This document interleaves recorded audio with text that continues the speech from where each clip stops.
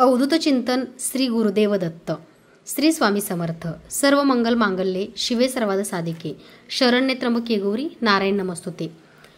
बरेचशाच ताईंचे प्रश्न असतात आणि बरेचशाच दादांचे सुद्धा प्रश्न असतात की ताई स्वामी सेवा करतो तरी आमच्या आयुष्यामध्ये काही चांगलं होत नाहीये किंवा आमचे प्रॉब्लेम दुःख काही दूर होत नाहीये. आम्ही स्वामी सेवा गेल्या 5 वर्षापासून करतोय, पण स्वामी सेवा तुम्ही योग्य मार्गे करता का, स्वामींची सेवा तुम्ही कसं करता किंवा स्वामींचा तुम्ही अभिषेक करता का, हे खूप महत्त्वाचं आहे.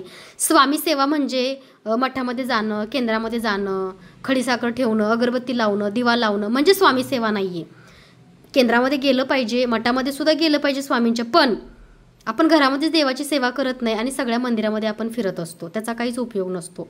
त्यामुळे बघा, सर्वप्रथम आपल्या घरामध्ये आपण स्वामींना स्थान देऊ, आपल्या घरामध्ये स्वामींची सेवा करू. तर स्वामींची सेवा घरामध्ये कशी करायची असं बऱ्याचशाच ताईंचा प्रश्न असतो.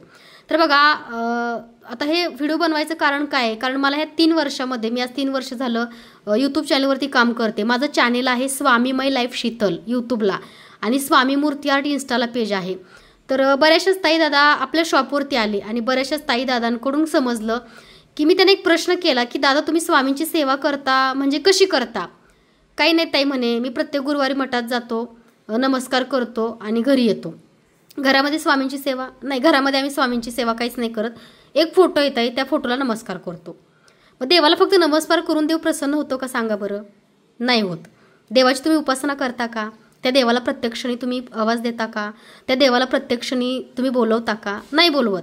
देवापर्यंत पोचण्याचा मार्ग म्हणजेच नामस्मरण. नामस्मरण खूप महत्त्वाचं आहे. आणि स्वामींचा काय, सगळ्याच देवी देवतांचा, कुलदैवचा, कुलस्वामिनी, कुलाचार तुम्ही करता का, हा खूप महत्त्वाचा. तुमच्या घरामध्ये कुलदैवत असल्याशिवाय स्वामी काय, कोणतेच देवी देवता तुमची पूजा स्वीकार करत नाही. कारण बघा, कोल्हापूरची महालक्ष्मी, खंडोबा, ज्योतिबा, तुळजापूरची कुलस्वामिनी तुळजाभवानी, ज्यांना कुलदैवत माहिती नाही असे 100% मधले 80% लोक आहेत की ज्यांना कुलदैवतच माहिती नाही. ज्यांना माहिती नाहीये त्यांनी ह्या नवरात्रामध्ये त्यांची कुलस्वामिनी म्हणून अख्ख्या महाराष्ट्राचं आराध्य दैवत आहे तुळजापूरची तुळजाभवानी माता, तिचा अभिषेक करून प्राणप्रतिष्ठा नवरात्रामध्ये करा. आणि ज्यांना कुलदैवत माहिती नाही त्यांनी खंडोबा किंवा ज्योतिबाची सुद्धा पूजा केली तर चालते. पूर्ण महाराष्ट्राचं कुलदैवत खंडोबा आहे. त्यासोबत बघा, देवी देवतांचं बघा, मंगळवारी ज्या त्या वारा दिवशी त्यांचा पंचामृतचा अभिषेक झालाच पाहिजे. त्याचबरोबर बघा कसं असतं माहिती आहे का, मी खूप जणांकडून ऐकतो की आम्ही जॉबला आहे, आम्ही IT पार्कला आहे, आम्ही शिक्षक आहे, आम्ही हॉस्पिटलमध्ये आहे, मी डॉक्टर आहे, मी वकील आहे, आम्हाला रोज पूजा करणं जमत नाही. जर देवासाठी तुम्हाला वेळच नाही आहे तर देव का तुमच्यासाठी वेळ काढेल, हा पण एक तुम्ही गोष्ट लक्षात घ्या. कारण आपण जेवढा बघा, आपण पती पत्नीला किंवा मुलांना वेळ देतो म्हणून आपलं नातं किंवा आपला जिव्हाळा, आपली आपुलकी एकमेकाबद्दल वाढली किंवा आपलं प्रेम वाढले. उद्या मी म्हटलं की मला माझ्या नवऱ्याला द्यायला वेळ नाही आहे, माझ्या मुलाला द्यायला मला वेळ नाही आहे, तर जर आई वडिलांना किंवा मी माझ्या मुलाला वेळच देऊ शकत नसेल तर मग नात्यामध्ये प्रेम राहील का? नाही राहत. तसंच देवाचं सुद्धा आहे. त्यामुळे बघा, तुम्ही जर भगवंताला वेळ द्याल, भगवंतासोबत काही क्षण घालवाल तर भगवंत सुद्धा तुमच्यासाठी कायम तुमच्या हाकेला उभा राहतो.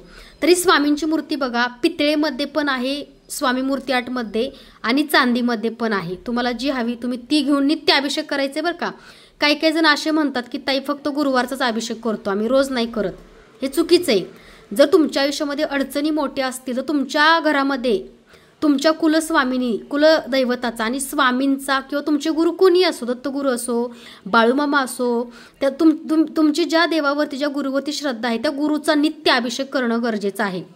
आता आपण बघा, स्वतः रोज आंघोळ करतो, ब्रश करतो, नाश्ता करतो, चहा, ब्लॅक टी, ब्लॅक कॉफी, म्हणजे आपल्या डेली रुटीनमध्ये आपण बदल करतो का? नाही करत. मग देवाच्या सेवेमध्येच आपण का बदल केला पाहिजे? तर अशी सेवा छान करा. रोज स्वामींचा बघा कोमट पाण्याने अभिषेक करायचा आहे आणि गुरुवारचा पंचामृतचा अभिषेक करायचा आहे. आता मी काल बाहेरच्या राज्यात असल्यामुळे मी कालच आलेली आहे पुण्यामध्ये, तर मी आज स्वामींचा पाण्याचा अभिषेक करणार आहे बरं का.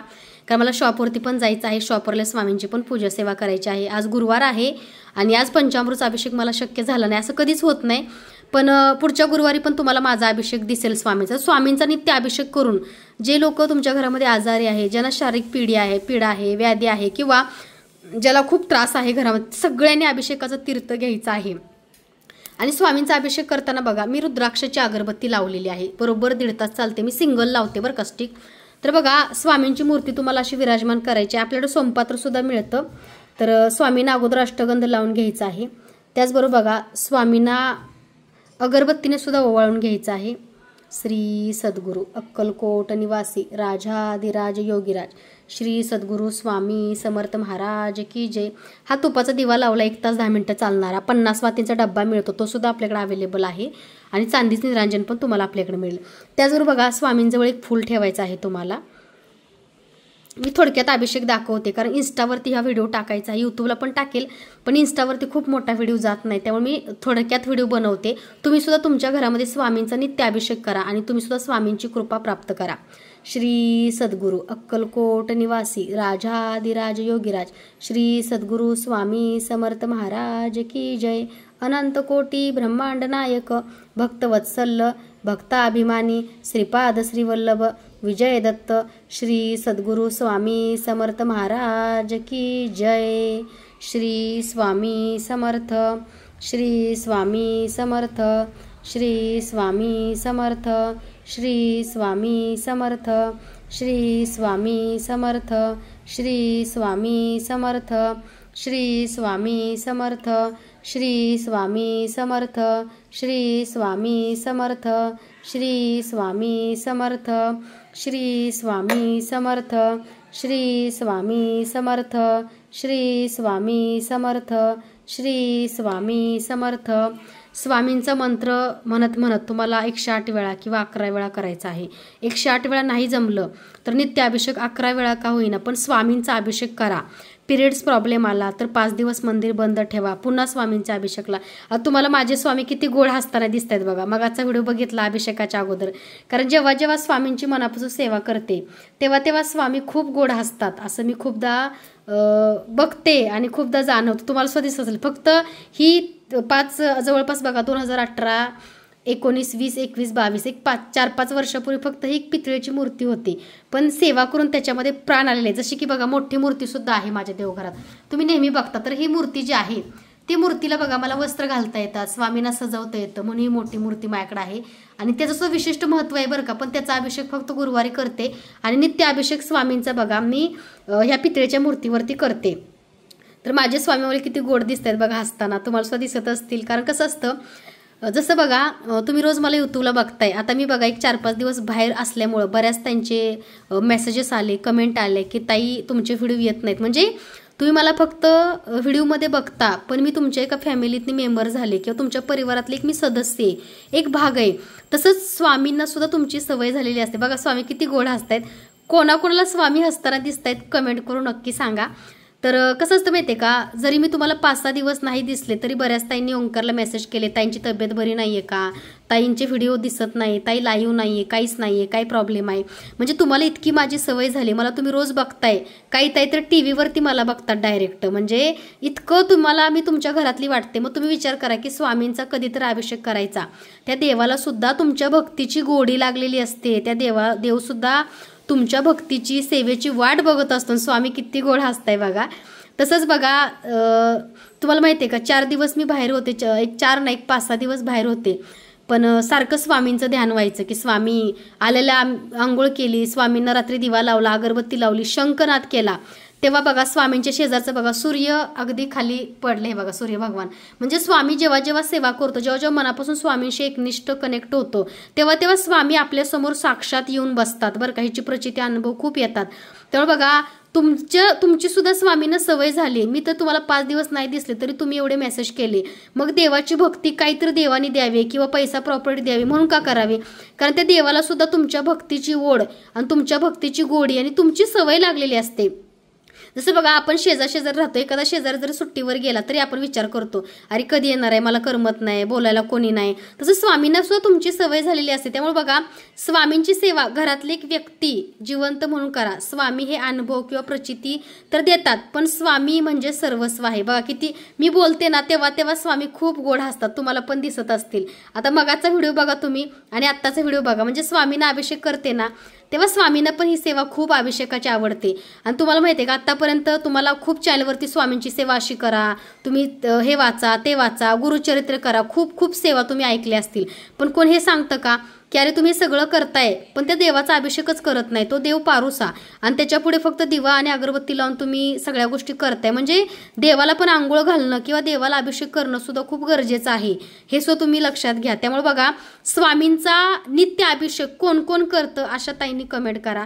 आणि मला असं वाटतं की ह्या 2 महिन्यामध्ये बऱ्याचशाच ताईंनी स्वामींची आपल्याकडे पितळी मूर्ती, काही ताईंनी चांदीची मूर्ती घेऊन स्वामींचा अभिषेक चालू केलेला आहे. प्रत्येक ताईंना मी बघा स्वतःच्या हाताने, आता कसं असतं माहिती आहे का, मंदिराच्या बाहेर पण देवाच्या मूर्त्या मिळतात असं काही नाही, सगळीकडे आपल्याला जे मिळते सगळीकडेच मिळतं, पण मी स्वतः एक पॉझिटिव्हिटीने तुम्हाला पूजा सेवा करून ती मूर्ती एक पाठवत असते, त्यामुळे त्याच्यामध्ये एक सकारात्मकता तर असतेच.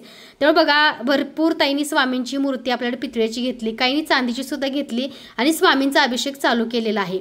तर तुम्ही सुद्धा स्वामींचा अभिषेक तुमच्या घरामध्ये रोज करा आणि ते तीर्थ घ्या आणि ह्या अभिषेकाचा अनुभव न चुकता मला तुम्ही शेअर करायचा आहे. तुमच्या आयुष्यातले बरेचसेच कर्मदोष, तुम्हाला माहिती आहे का, कधी कधी बघा स्वामींची सेवा चालू केलं बऱ्याचशाच ताईंना त्रास होतो, कारण कसं आहे, तुमचा कर्मभोग एवढा जुना असतो, तो स्वामी सेवेतून फेडून घेतात. पण कधी कधी तुमची परीक्षा सुद्धा, अचानक सेवा चालू केल्यावरती तुमच्या डोक्यावरती संकट येतं किंवा संकटाचा डोंगर कोसळतो, तेव्हा बघा स्वामी तुमची साक्षात परीक्षा घेत असतात. त्यामुळे डगमगू नका, हरू नका, स्वामींवरती विश्वास ठेवा, कारण ते संकट स्वामींनी, तुमची स्वामींवरती किती श्रद्धा आहे, किती भक्ती आहे आणि तुम्ही किती माऊलींवरती विश्वास ठेवता हे बघण्यासाठी स्वतः माऊली सुद्धा कधी कधी संकट घेऊन येतात.